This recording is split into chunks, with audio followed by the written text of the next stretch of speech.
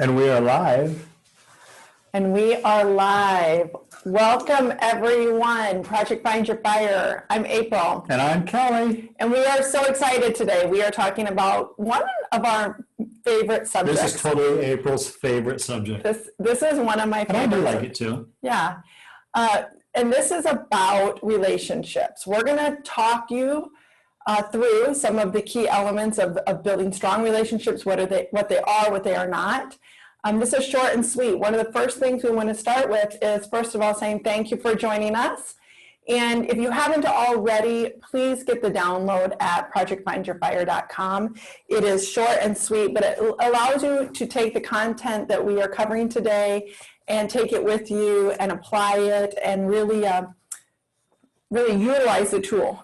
So you have to go to projectfindyourfire.com and go to /relationships, and then you should have access to the download. The interesting thing about relationships is when we talk about relationships and leveling up, most people are talking about or thinking about right away their significant other or their spouse, which is true. That's an important relationship in your life. But we have so many other relationships going on around us. Even if you live all by yourself at the very peak of a mountain with nobody else, hundreds and hundreds and hundreds of miles away, your life is still surrounded by all kinds of different relationships. And the quality of those relationships will determine the quality of your life. Yeah, and one of the things as we work with clients is that we find a direct relationship between, well, it's funny I say relationship again, a direct correlation between the relationships we have with ourselves and the relationships we have with others. And we're going to talk a little bit about that. So let's talk a little bit about the different relationships. The different kinds of relationships? Different kinds of relationships. Perfect. If you look at that, see what we're recording. The different kinds of relationships. There are relationships that we, of course, have with our significant other or our spouses. There are relationships that we have with our families. There are relationships we have with our extended families, our coworkers, with our friends, with strangers that you meet in the grocery store. There are relationships literally all around you. I mean, think of it like this. The person that you are with your significant other or your spouse is a different person than you are when you're out with your friends, which is a different person than when you are with your coworkers, which is a different person than the stranger you're meeting in the aisle at the grocery store. So it's getting a handle on who we are in all of our relationships and how those different identities, really they're different personalities for us, how they equate sort of to our center, our core, and who we really are in our essence and how close those are. So while I was fixing the video that I messed up, because you did great. Thank you. So I was listening, but let me see if I can reiterate a little bit what we talk about when we talk about quality relationships. When we talk about the quality relationships and relationship to your relationship with yourself, we see a direct correlation. So if you have, where you see that you are seeking or searching for maybe an external relationship and you have this desire or feel like you need to get something out of, for example, a particular person or relationship, we also find that same need or desire is what you also need to fill within yourself. So when we start looking at relationships, when we get towards the end, we're going to talk a lot more about how you need to fulfill the self-love and the self-relationship so that your quality of your relationships with others are at the level that they need to be. So the quality of the relationship you have with others is going to be the quality of the relationship you have with yourself. So we really focus on this self-relationship a lot, but we want to talk about how you come to the table in those relationships you have with others.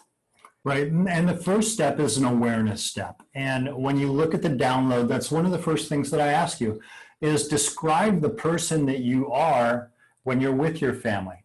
Describe the person that you are when you're with your friends and with your coworker and with yourself. When I was going through the relationships, I forgot that one. That's one of the most important. And another really important one that I forgot to label at that time is the relationship we have with our spiritual self. And whatever your belief is, you still have a relationship with that. And that, the highest power, is a very, very important relationship, the most important relationship, followed by self, followed by all the others. But it's describing yourself throughout all of these different relationships. And once you take a really honest look at who you are in these relationships and describing that person, I mean, like literally look at yourself interacting with your friends and your coworkers from a third person point of view, which is hard, but it's so almost alarming at times, because we realize that we might be who we don't necessarily really want to be, who we don't think of ourselves as. But this is a great step. That awareness step is one of the most important steps you can go through in this. Okay, so we did already mention a few of them, but I think it's important to step back and look at, when we look at that section, you're looking at an awareness of how you come to the table. What are you giving in the relationship? What are you getting from the relationship? And giving and getting can be positives and negatives, right? So really look at it authentically in relationship to who you are. Because who you are and who you show up and what you're getting out of that relationship is very important. And like Kelly said, you need to look at it from kind of the TV point of view. If you're looking at it on the screen, what are you observing? Are you giving from a sense of desire and want because it's coming from your heart, or are you giving because you have an expectation that you think other people have that you give, or you're giving because you're expecting something back? So you need to kind of evaluate, and I want to talk through some of these examples.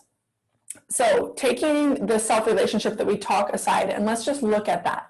So spouses or significant others, somebody that you build an intimate relationship with, how are you showing up to that? Are you showing up to it fully? Are you showing up to it joyfully? Are you showing it up with excitement, anticipation? Authentically. Authentically, yes. Because that's going to look different for everyone. It's going to look very different and be defined very different. And this is not about judging those things. It's about understanding, do you see who you are in those relationships? And that awareness is all it is about. Is it just an awareness of, who am I in this relationship? What am I bringing? What am I getting? And when you're in it authentically, you're going to start receiving things authentically from a different lens and a perspective. Okay, so we talk about significant others, very important. Another point here is that with April and myself, if you look at us, through this kaleidoscope sort of thing, we are not alike. And they say that likes attract or opposites attract, whatever it is, I don't remember. It doesn't even really matter anymore. But my response to that is, she is everything that I am not. And hopefully that I can be who she isn't. And so there's a yin and a yang to that. There's this sort of cooperation. Sure, I get, but hopefully I'm giving what she needs from a different point of view, something that she can't get. So I think that's important when you get to those intimate relationships. Yes, and thank you for bringing up the differences in our relationship. She's going to tell a story. I'm not going to tell a story yet. I was going to say, let's pause for a good example at the end of how we built a quality relationship through these exercises, because I think that would be a great example. So let's talk about a few more of these relationships, okay? Children, you have a different relationship, how you show up as a parent, as a member of a family and a group, a tribe. That looks very different, and it looks different at every age and stage along that relationship.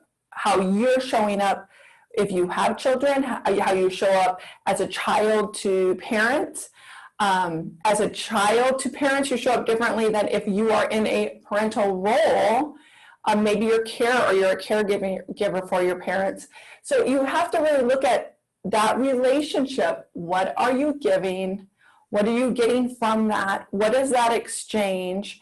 And it's really looking at from different perspectives. Okay, being working or volunteering where you're in environments, whether sometimes now those environments are virtual, but you're still interacting. Phone calls, video calls, even via our text messaging, our emails. We are building rapport and relationships with people.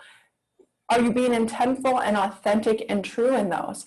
Are you caring and kind in those? Are you patient? Or because those people maybe aren't with you physically, is there a different way that those relationships are established? It's very important to just take a moment and say, how do I come to those? And when do I come to those? Are you coming to those relationships fully all day long, every time? Or is it a Monday, I'm only kind of giving to some of those relationships, and maybe Tuesday's my day that I'm, not as tired? And you have to look at how you yourself, you're contributing to those conversations, to those gestures. What are you bringing? What are the relationships we talked about? Friends, coworkers, strangers. Friends and social are those can be two different things, right? Socially, you have social networks that maybe you belong to, Facebook pages, maybe you have a cooking club, maybe you go out and you on Friday nights or Thursday nights you're getting together with a group of people that enjoy the same type of event or common hobby. How are you showing up again? Again, I know this sounds repetitive, but we're trying to spark those thoughts and invoke where you can really see how you're coming to those. Are you coming from a sense of, this is alignment with who I am and I'm joyful and want to come to those? Or do you go to those to get something? You're looking for something? Or is it a habit? Sometimes we find our relationships are a sense of habit and not awareness. That's exactly right. I mean, sometimes we just find ourselves going through the motions, but it's about connecting to your authentic self in these moments of relationships wherever you're at. Now, we talked about our core, our essence, our true being. Now, you don't have to be your core, your essence, your true being in all of your relationships, because honestly, when you're with your friends, you probably will be a different person than when you're at home with your family, and that's okay. But what's important is that when you're with your friends, when you're in those other relationships where you are not your absolute core, that you are still acting in an authentic way. I mean, we act differently, and those aren't right in the heart of the core, but they should be aligned to your core so that you're still being authentic, even though you're being different. You have these different personalities, and that's okay. It's okay to be shy around strangers and loud and obnoxious around your friends. That's not a bad thing.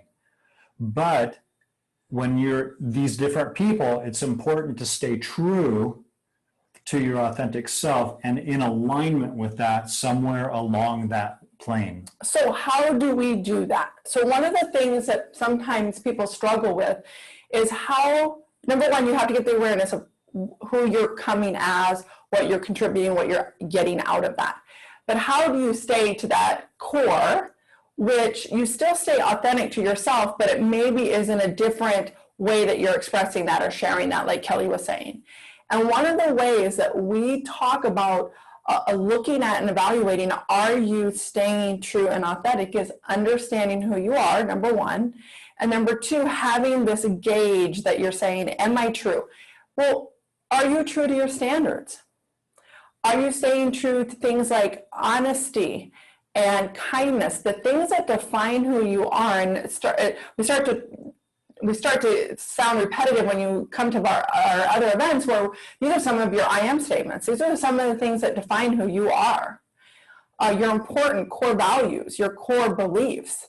You carry those everywhere. If you're authentic to them, you may just show up and it may look just a little bit different, a different color, different flavor, but your authentic value and standards are the core and they stay true. Right, and that's the difference really between your standards and your expectations. This is a section that really kind of excites me because our standards are a level of quality that we try to achieve. That's our standard. Our expectations are about our belief about a specific result. So your standards are about the process. Expectations are about the result. Expectations become a problem because not very often do things turn out exactly the way we expect them to. When we're in relationships, we can expect people to act a certain way all we want to. The chances are really pretty good that they're not going to meet your expectations. And when that happens, we experience disappointment. We have expectations for ourselves. I expect myself to do this, I expect myself to do this, but those are all about results, and you might not meet those expectations. And when that doesn't happen, you're going to be disappointed. However, if you look at your standards are about the process. I have a standard of excellence. I have a standard of honesty. I have a standard for myself to be kind to everybody I meet. I have a standard for myself to show compassion. I have a standard for people I hang out with to also be kind. Those are standards that I have. That's the process. Now, as long as my people are meeting their standards and I'm meeting my standards, it doesn't matter what the result is. Whatever happens in that relationship is going to happen, and we can roll with it as long as we are true to our standards. So now when you kind of get through the first section where we talked about the awareness, and you get to the second section about standards and expectations, and you start to evaluate, you can now go back to the first section and look at, do you have a standard that you are bringing to the relationship or an expectation? And that both goes for what you're giving and what you're getting. There really is a method to our madness. So this next section, if we're ready to move to that, is probably one of my favorite ones. A couple different reasons: self-love, self-compassion, and the awareness that comes with growing oneself is really where we get to define the quality. So, like we said at the beginning, the quality of the relationships you have with others really is defined on the quality of the relationship you have with yourself. So building this section is key to growing and building these quality relationships with others. And others could be even the strangers. And that's right. You know, I've gone so long, I'm kind of a giver. I'm very generous with my time and my energies, and if anybody needs help, I give help. And sort of my mantra was to always help others. The key that I was missing was that all through that time, I was forgetting to help myself. And when that realization happened, and I started giving a little bit more emphasis to self-love and taking care of myself, I realized that I actually am stronger and have more time and more energy to give to others just by taking a little bit of that for myself. So how do you build self-awareness and self-love for oneself? Well, again, you need to sit down and evaluate, how are you showing up to yourself? How are you talking to yourself? What are your thoughts? What are you filling your time with? That's an important thing. I mean, it's that talking to that self-talk, and we've talked about that before too. I mean, think about the way you talk to yourself some days. If you had a friend who talked to you the way that you talk to yourself, would you want to be in that relationship? Most times not. And again, you're building a quality relationship with yourself, one, because you become a happier, healthier being. You build that quality relationship now that you have this experience, and you're walking around with this strength in this relationship with yourself. And now you can truly give to the relationships with others. You can receive. Let me give you some examples. Forgiveness. The level that you can forgive yourself is the level that you can forgive others. It's also the level that you will accept forgiveness from others. Now, forgiveness is an interesting thing because it's free. It's something that you freely can give to others and to yourself, right? It's a state of being. It's a mindset. You have to practice the level of forgiveness. And you need to start with practicing to forgive yourself. We carry weights around for years, and we need to learn the compassion and the love to be able to forgive ourselves. And the minute that you can come to a level of understanding that skill and practice it with yourself, forgiving yourself for the little things, the big things, the things in the past, that will right there immediately allow you to build a quality relationship with other people by you allowing them the grace of them forgiving you and your ability to forgive others. Right. Imagine for a moment that you collect something, baseball cards, precious moments figurines, whatever it might be. Spoons, socks, used socks. Maybe you collect used socks lost from the laundromat. That's your collection. Whatever it is, it doesn't matter. But imagine that you possess the one item that's the only one in the world. It's the most precious of whatever you collect. This is it. What would you do with it? How would you treat it? You'd put it in a glass case and you'd be like, don't touch it. Don't even look at it. Don't even look at it. You can glance at it, but don't really look at it because this is a treasure. But really, that's you.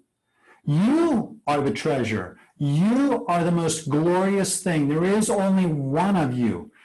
It's it. You are the limited edition collection. And you are worth every minute of the self-love, self-compassion, forgiveness. But it has to start with you gifting that to yourself. There's a reason on an airline where people say, the stewardess will say, when the masks drop down, put your mask on first so you can assist your neighbor. It's because if you can't breathe, you can't help anybody else breathe. And that's what self-love is. If you can't love yourself, if you can't forgive yourself fully and honestly and truthfully, there's no way you can fully and honestly and truthfully give that to anybody else. So it has to start with self. So should we go back and talk a little bit about how we built up a quality relationship and some of the tools and techniques, how we use these? Sure. Okay. So first of all, it starts with self. So when we recognize that for us to build a quality relationship together, to have the best, most amazing relationship that we could have, we sat down and we realized and discussed that we needed to contribute to our own self-growth. Mm-hmm. So we both did that individually. We were lucky enough that we could share honestly with each other and support each other in the process. But while we did that, as we forgave ourselves for things, we were able to have honest conversations and allow for dialogue that was more honest and truthful and less of the filler kind of conversations. Less filler noise. And I think we came to that point because we had suddenly become really honest with ourselves. And in doing so, that allowed us to be more honest and open in our relationship, which then helps strengthen not just ourselves, but ourselves together and our relationships, not just us, but with our family. I mean, it was, what's the word I'm looking for, where it spreads out. It became a pandemic. A pandemic of quality relationships. That it did. We would love for you to have that also. So when we worked on ourselves, and it's a forever progress or process, right? And as we were making progress and we had those conversations, the quality of our conversations together about our relationship became more honest. Now, one of the things that when you have a relationship with somebody that you're able to have that dialogue with, you can start talking about things like standards and expectations. And maybe it's not so much the expectations. I mean, for us, we were able to use that terminology and say, I used to expect this from you, but now my standard or what I would like out of the relationship is A, B, and C. So really putting out the language and understanding that when you put expectations, when I have expectations of him, if I don't communicate my standards or my likes, then he would never be able to meet them. If I just have this expectation that's never, I mean, I'm the one who's going to be disappointed, to your point, but it's changing them from an outcome or result that I want and more to the standard of the quality of the relationship. And how do you have a quality relationship? It's sharing authentically your likes and dislikes. And yeah, we are not the same people, and we've come to really appreciate and support that about each other, and then work together on the things that we aren't. And I think that's important to understand that this is a cyclical process, just like everything else we teach you. You are not the same person now that you were 6 months ago or a year ago or 5 years ago. So you got to quit acting like that person that you were 2 years ago, 5 years ago, whatever it was. You cannot keep going with the same level of relationship that you had 2 years ago or 5 years ago, because it's going to become stagnant. You are growing and changing and morphing into a new person constantly. So you have to keep going back. You have to keep in all your relationships, not just with your spouse or significant other. I mean, with your friends, with yourself, with your spiritual relationship. It's always changing, and you have to keep up with that. And, you know, when it comes to your friends' relationships, you pick your friends, so pick them carefully. But if you're evolving as a person and your friends are still 5 years ago, then maybe it's time to expand a little bit. You have to do a little bit of an awareness check, and you have to do some trimming every once in a while. And what really grows a relationship with yourself and others is the joy and the discovery and the newness. Just like what you talked about, you're not the same people. And just experiencing that in a relationship, the newness, like when babies are born, it's like this newness of this new relationship, this new being. It's no different when you're in a relationship for a long time. There's new things that are joyous and beautiful to discover about yourself and about others. And about the relationship itself. Now, when it comes to self-love, the real question is, how do you show yourself self-love? And we all do to some extent, even though we don't necessarily know that we're doing it. But we all do things for self to some degree.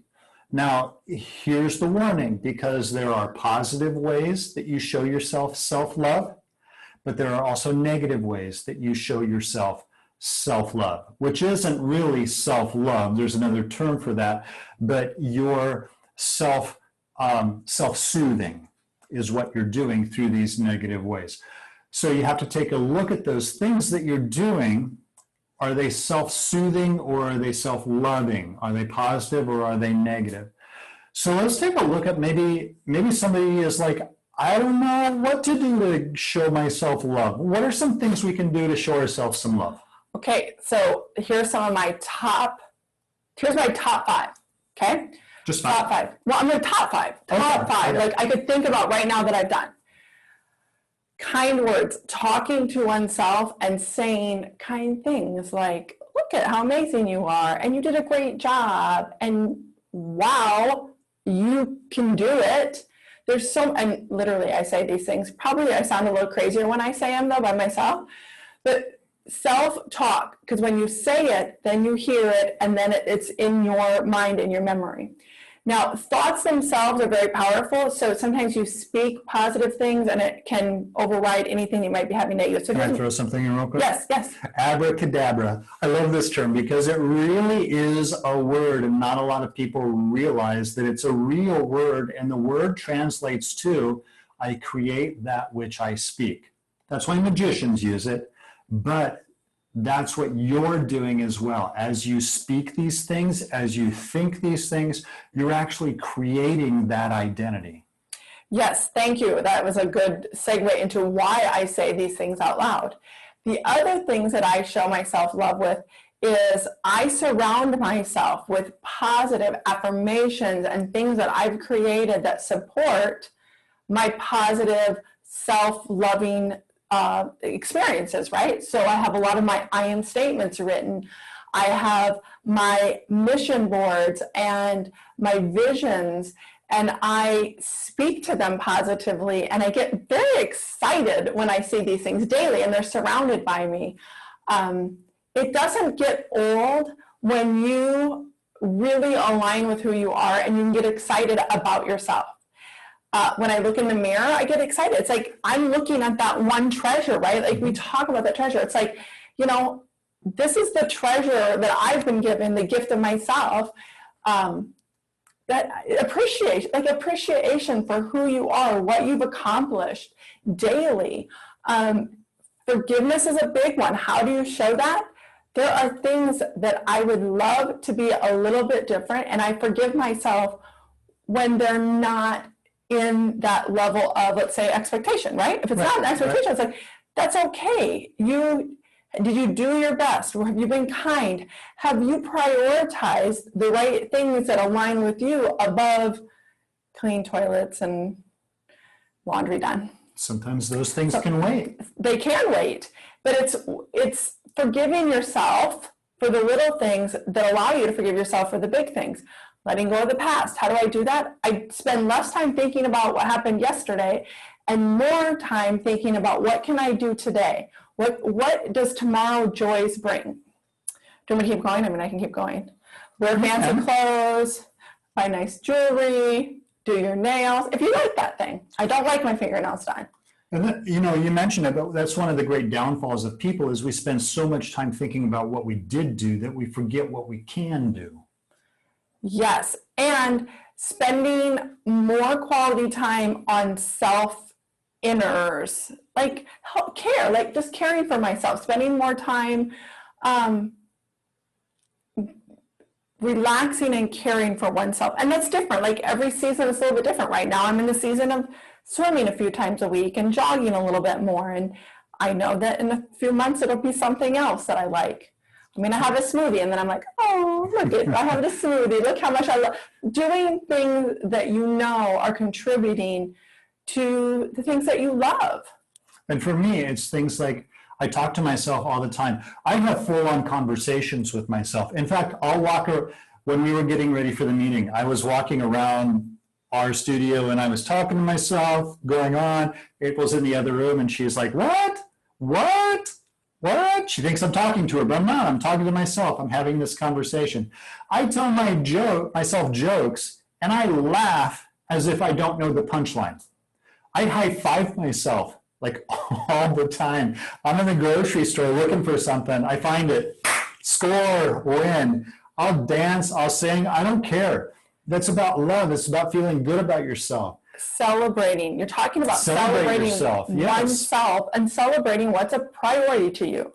And what is the number one thing that we talk about, and it falls into the standards, expectations of self-love, is don't compare yourself to others. Right. Nobody gets to define your relationships with others. Nobody gets to define your relationship with yourself. Is your relationship authentic to yourself, joyful, giving? Is it in alignment with who you are, your I ams? Are you giving and receiving? Right. When you compare yourself with others, you've lost track of the treasure that you are, and you're longing for the treasure that somebody else is. You can't be that treasure.